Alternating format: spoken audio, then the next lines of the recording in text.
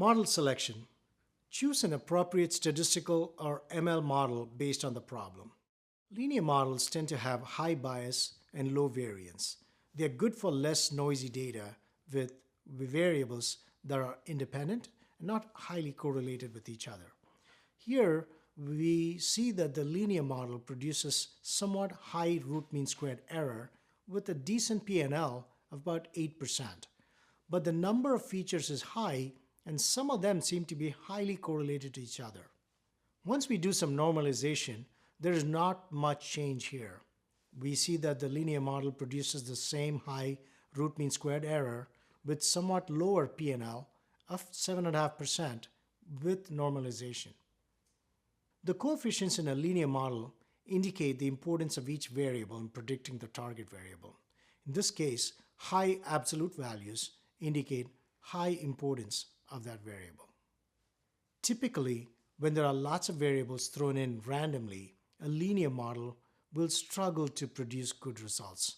Reducing variables after removing highly correlated variables, as we have done here with 7 variables, produces a somewhat better model with 8.18% PNL and lower root mean squared error.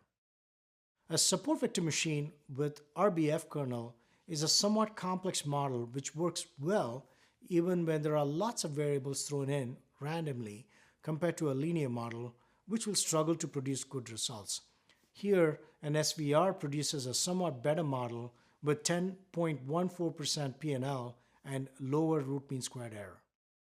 A gradient boosting regressor is a highly complex ensemble model which works well even when there are lots of variables thrown in randomly compared to an SVR model which produces good results.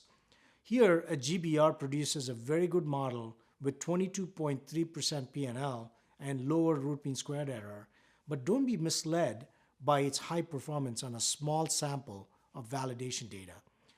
We must do rigorous backtesting or rolling cross-validation to ensure that the model is not overfitting to the training data.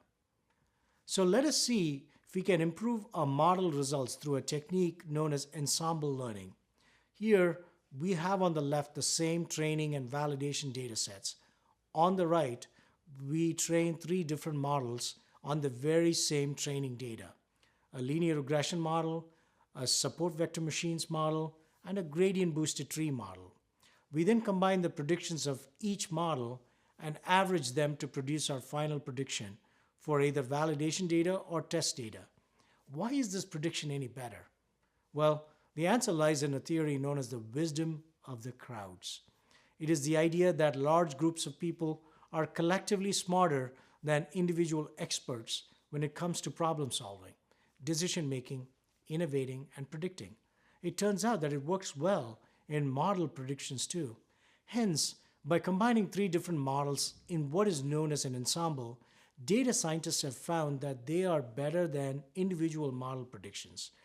This technique is popular among data scientists in machine learning competitions such as Kaggle.